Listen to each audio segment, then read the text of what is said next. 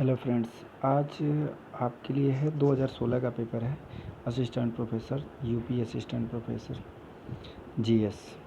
ठीक है, तो चलते हैं पहले क्वेश्चन की तरफ। पहला क्वेश्चन क्या कहता है, निम्नलिखित देशों में किसमें फीफा विश्व कप 2018 आयोजित किया गया था। किसमें किया गया था? रूस में किया गया था। ठीक है, 14 जून से लेके 15 जुलाई तक चला था 2018 में। ठीक है, और क्वेश्चन नंबर दो क्या कहता है, मई 2018 में कर्नाटक में किसकी कितनी विधानसभा सीटों का चुनाव हुआ था? तो 223 का हुआ था। ठीक है, 223 सीटें थी। पहले 222 थी, लेकिन बाद में कर्नाटक में एक सीट बढ़ा दी गई थी, तो 223 सीटें हुई थी टोटल। ठीक है, क्वेश्चन नंबर 3 क्या कहता है, क्वेश्चन नंबर 3 देखते हैं। क्वेश्चन नंबर 3 कहता है, संयुक्त राष्ट्र के जनसंख्या संभाग के आकलन के अनुसार मई 2018 में भारत की जनसंख्या कितनी थी? तो 135.4 करोड़ थी। ठीक है, क्योंकि संयुक्त राष्ट्र के जनसंख्या संभाग जो होता है पॉपुलेशन डिवाइडेशन के आकलन के अनुसार 2018 में भारत की जो जनसंख्या थी वो 135.26 करोड़ थी। 19 में 136 हो गई थी और 2020 में 138 हो गई थी। अभी का तो फ़िलहाल का पता नहीं। ठीक है, क्वेश्चन नंबर 4 देखते हैं। क्वेश्चन नंबर 4 क्या कहता है, क्वेश्चन नंबर 4 कहता है, निम्नलिखित में किसे time person of the year 2017 घोषित किया गया? तो किसको किया गया था? डी को किया गया था, दी साइलेंस ब्रेकर्स को किया गया था। ठीक है, ये प्रतिभागी पत्रिका जो टाइम होती है, टाइम अमेरिका ने अपने पहले ही यौन शोषण, यौन प्रताड़न या यौन हिंसा का खुलासा करने वाली महिलाओं को वर्ष 2017 का पर्सन ऑफ द ईयर घोषित किया था। ठीक है, क्वेश्चन नंबर अब 5 देखते हैं। क्वेश्चन नंबर 5 क्या कहता है, नीति आयोग द्वारा 28 मार्च 2018 को जारी अभिलाषी जनपदों की सूची में कौन जनपद सर्वाधिक पिछड़ा हुआ है? तो कौन सा है? हरियाणा का जो है मेवात। ठीक है, ये सबसे पिछड़ा हुआ है। ठीक है, और मैं आपको बता दूं कि मैं प्रीवियस ईयर पेपर इसलिए अपलोड कर रहा हूँ कि आप लोगों को आइडिया लग जाए कि जीएस आता कैसा है। प्रीवियस ईयर पेपर से क्वेश्चन रिपीट होते हैं, लेकिन ऑप्शन बदल बदल के रिपीट होते हैं। तो इसलिए अगर आपने प्रीवियस ईयर पेपर को पढ़ लिया अच्छे से, तो ऑप्शन आपको अगला जो क्वेश्चन आएगा, क्योंकि जीआईसी में अभी यही हुआ था प्रीवियस। हाँ, तो जीआईसी का जो है, जीआईसी में जो जीएस का प्रीवियस ईयर का पेपर था, सेम उसी की तरह सेम मतलब क्वेश्चन आए थे उसी में, मतलब कॉपी नहीं हुए थे, लेकिन ऑप्शन बस डिफरेंट से। अगर जिसने जीएस प्रीवियस ईयर जीआईसी के सारे किए होंगे, उनके लिए जीएस आसान रहा होगा जीआईसी का। तो इसीलिए इसमें भी ऐसे ही होगा। प्रीवियस ईयर जो ये पेपर हैं, इनके ऑप्शन बस डिफरेंस हो सकते हैं। जैसे कि 2 ऑप्शन इस क्वेश्चन का लेके 2 ऑप्शन उस क्वेश्चन का लेके मिला देते हैं, एक क्वेश्चन बना देंगे। तो अगर इसको पढ़े रहेंगे तो आपको आइडिया लग जाएगा। ठीक है, क्वेश्चन नंबर 6 देखते हैं। निम्नलिखित में किसे भारतीय डीएनए प्रिंटिंग तकनीक का जनक कहा जाता है? तो बी को कहा जाता है, लालजी सिंह को।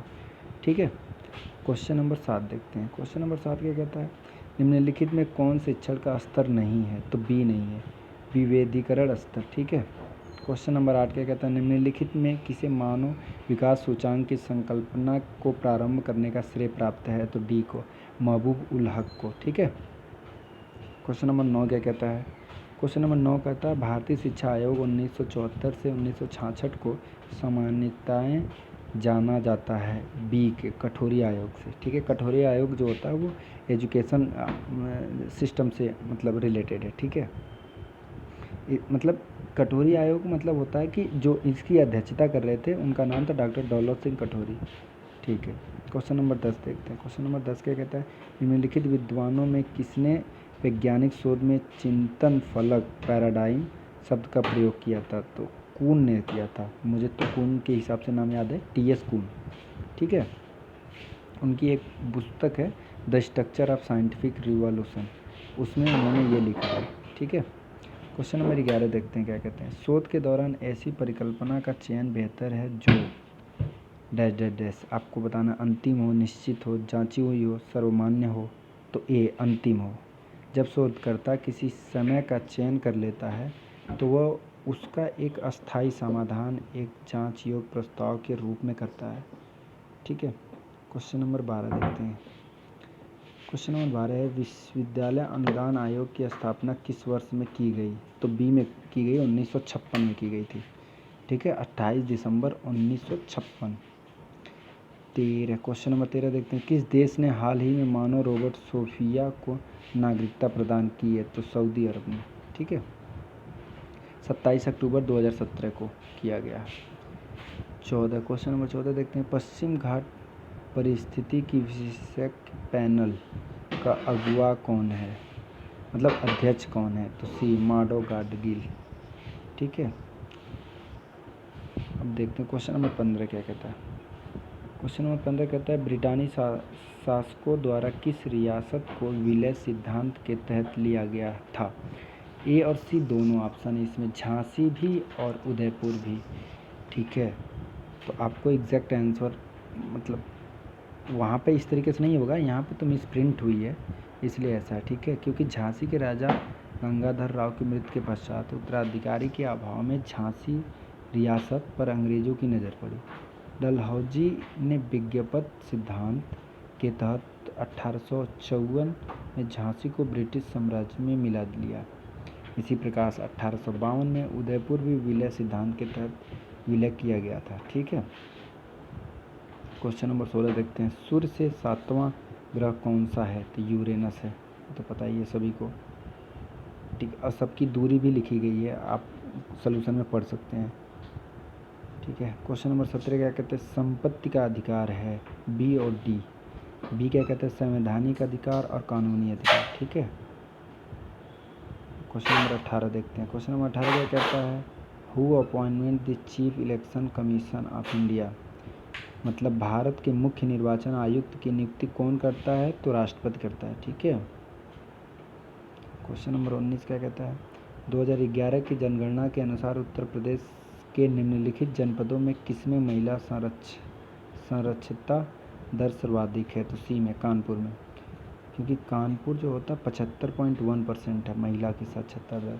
लखनऊ 71.5 है, गौतम बुद्ध नगर 70.8, औरैया 70.6।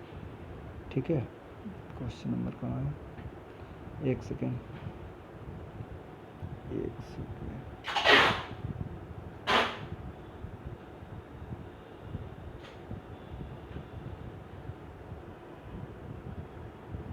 हाँ, ठीक है, क्वेश्चन नंबर 20 क्या कहता है, निम्नलिखित राज्यों में कौन पवन ऊर्जा के उत्पादन में देश में अधिकतम योगदान करता है? तो डी करता है, तमिलनाडु।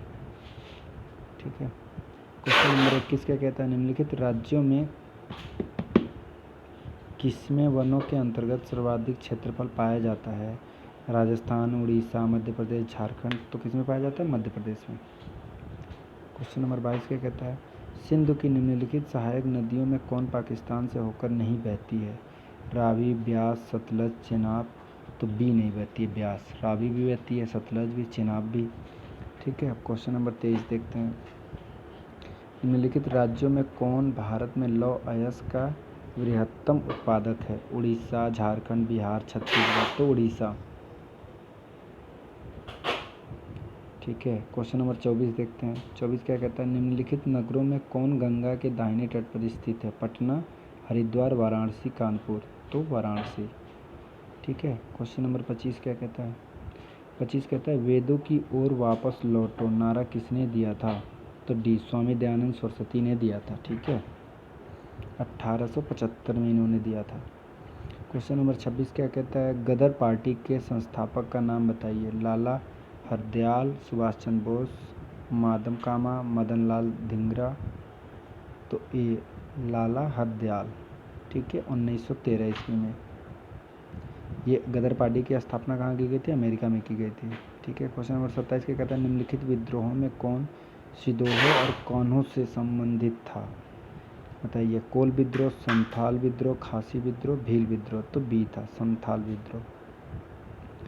क्वेश्चन नंबर 28 क्या कहता है, 28 कहता है, भारत की संसद में शामिल है भारत के राष्ट्रपति, लोकसभा, राज्यसभा, उपयुक्त सभी। तो सभी शामिल है, क्योंकि सभी तो आते हैं भारत की संसद में। क्वेश्चन नंबर 29 क्या कहता है, निम्नलिखित में से कौन सा अनुच्छेद भारत के उपराष्ट्रपति के चुनाव से संबंधित है? तो आपको पता है अनुच्छेद 66। ठीक है। क्वेश्चन नंबर 30 क्या कहता है? क्वेश्चन नंबर 30 कहता है लोकसभा में राज्यों से निर्वाचित सदस्यों की संख्या है, ठीक है, तो डी 530, क्योंकि लोकसभा में सदस्यों की अधिकतम संख्या 552 हो सकती है, जिनमें से 530 राज्यों में और 20 संघ राज्यों से तथा 2 एंग्लो इंडियन समुदाय से हो सकते हैं, ठीक है। तो ये तो प्रीवियस ईयर का पेपर था 2016 का। थैंक्स।